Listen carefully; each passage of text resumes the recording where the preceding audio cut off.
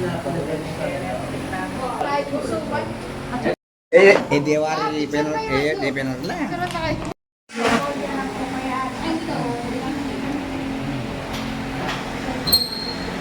Kaya ngayon patilalit mo, bukit ni Balo. May payat siya. Ano dati balik? Dati karagul mo. Ulit. Isang yan lagi. May nga nakikita ang polis, tatanya kanya.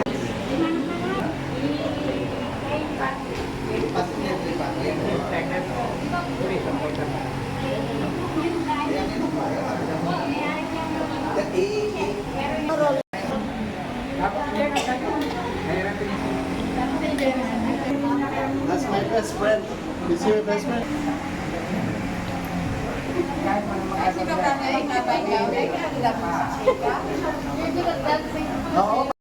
Video mo na to, Tita Yol. Oh. Yan. Mike. Nad. Brad. Yan. Chacha na. Makmak. Yan. Labas na ako nun. Grabe yung traffic. Kami dumating kami maaga. 6 a.m.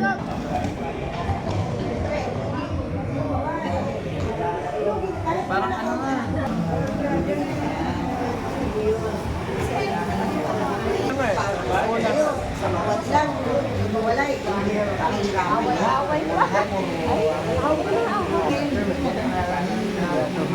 Ang bodyguard do.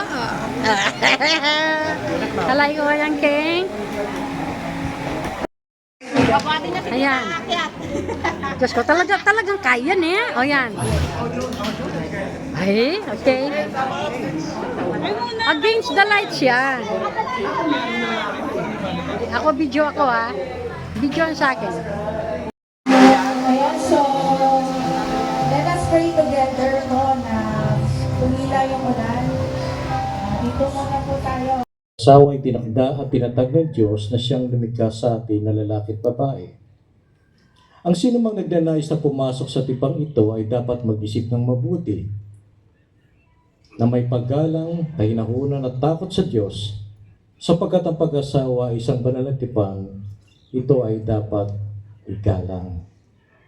Ang best man natin, Ron, pwede po kong assist at may the honor natin.